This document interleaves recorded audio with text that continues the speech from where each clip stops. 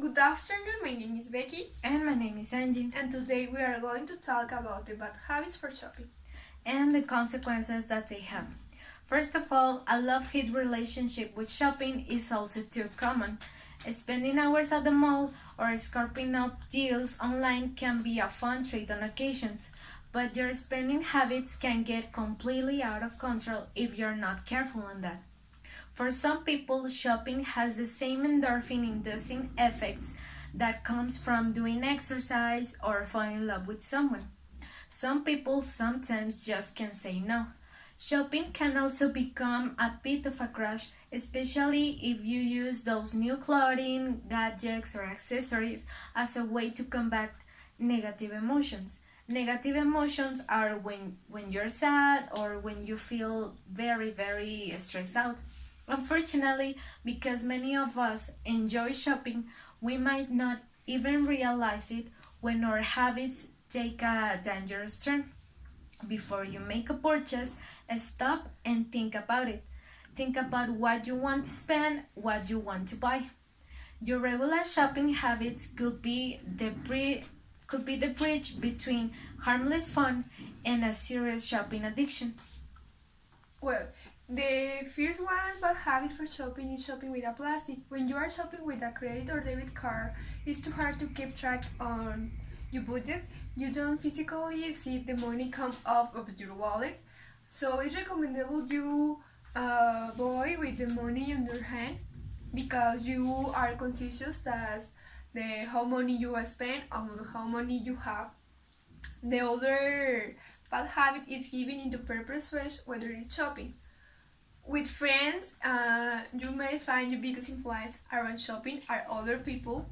You will shopping without thinking something is too expensive, especially if the other people say you look amazing with the clothes or the thing, for example.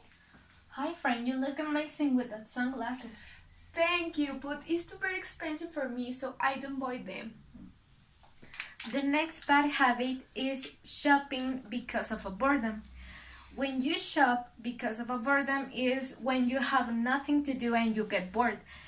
Get shopping and make a window shop. It's not really necessary and it's not going to fix. Well, maybe it's going to solve your boredom, but it's not really necessary because you can make or you can do other things instead of go shopping, instead of lose your money, maybe lose your time and all that kind of stuff. You can go to do an exercise, you can hang out with your friends, but please, if you're bored, avoid to get shop. The next bad habit is impulse shopping. Impulse shopping is really wrong. It causes you to spend outside of your budget. When someone feels sad or feel stressed out, sometimes they have impulse to go shopping. That's not really necessary, but they think that in that way they will solve their problems or they will feel good about that. The other bad habit is storing a credit card online. It sounds so much easier to use your credit card information with your favorite shop online, having to leave your computer, find your wallet, and you put card information fresh process, but unfortunately this makes it way too easy to buy something only at just a few clicks. But if you lose your phone or laptop, it's probably the information are lost and compromised. It's recommendable you download apps like PayPal. This app is save your money and your information, and you don't know. The next bad habit is skipping savings. Skipping savings means that, well, when someone doesn't want to wait until a product being in a half price. Skipping savings is when they want to pay the full price of their favorite product in a store. Nowadays there's a lot of coupons, nowadays there's a lot of promotions in your favorite store. It's not really necessary to buy in that moment. Maybe you think that something that you saw, it's only going to stay there in that moment, but sometimes yes, but sometimes no. If you wait until being in a promotion or in a half price, you will earn a lot of money. You're not going to spend at all. The other bad habit is no return goods. If you order at the sheer and the sheer doesn't fit, you return it.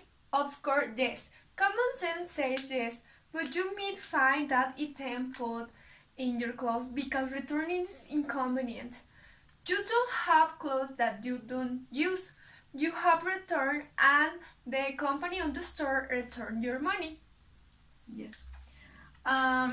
We all have our habits, but when those habits cause you to habitually overspend, it might be time to think about ways to rein yourself in.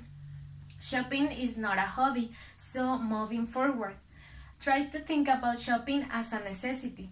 By making your clothes shopping more purposeful and less impulsive, as we said, you might be able to score a little wiggle room for some of those bigger purchases you've really been craving.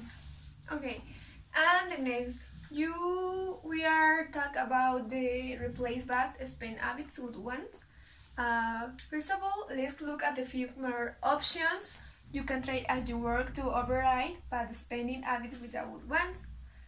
First of all, have yourself a solid reason to spend wisely. The second advice we want to give you is live on a budget.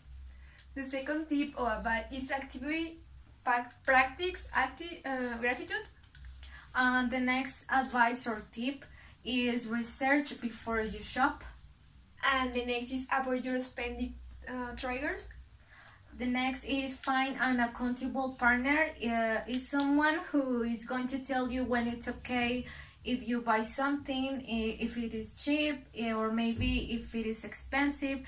Maybe he's going to tell you when it's okay to try to get a promotion on that. And the next is look for sales before you buy. And the last tip that we want to give you is develop patience. If you sometimes feel very stressed and you can't, you think that you can't being like an impulsive person when you go to the mall. Just try to be patient, get relaxed, and everything. Think about if it's necessary to think to buy that product, and everything is going to be okay. But only if it's necessary. And remember, shopping with the money on their hand, without their friends, and return the things don't use, doesn't fit you, and you download apps with very safe for your personal information. and that is all. Thank you.